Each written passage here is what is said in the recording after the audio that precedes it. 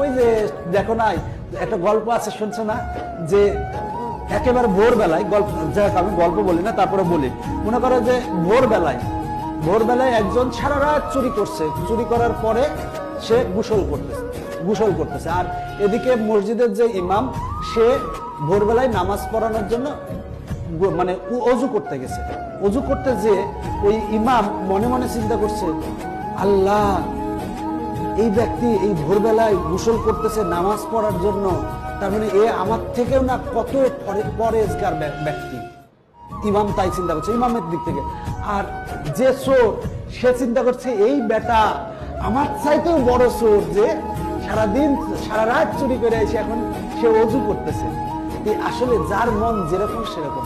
তুমি যখন তোমার মন পরিষ্কার, তুমি সবাইকে বলবা যে না ও পরিষ্কার, ও ভালো, ও ভালো। আসলে কি, তোমার মন মানসিকতা ধারণ করতে হবে, যে কোনো কিছু নেগেটিভ না নিয়ে সবসময় পজিটিভলি চিন্তা করবা। তাহলে দেখবা যে পৃথিবীটা কত সুন্দর, কত ভালো। জাস্ট তোমার কাছে তোমার যদি কেউ ক্ষতিও করে, তুমি তার পজিটিভ দিক চিন্তা করো, সবসময় পজিটিভ দিক চিন্তা করো।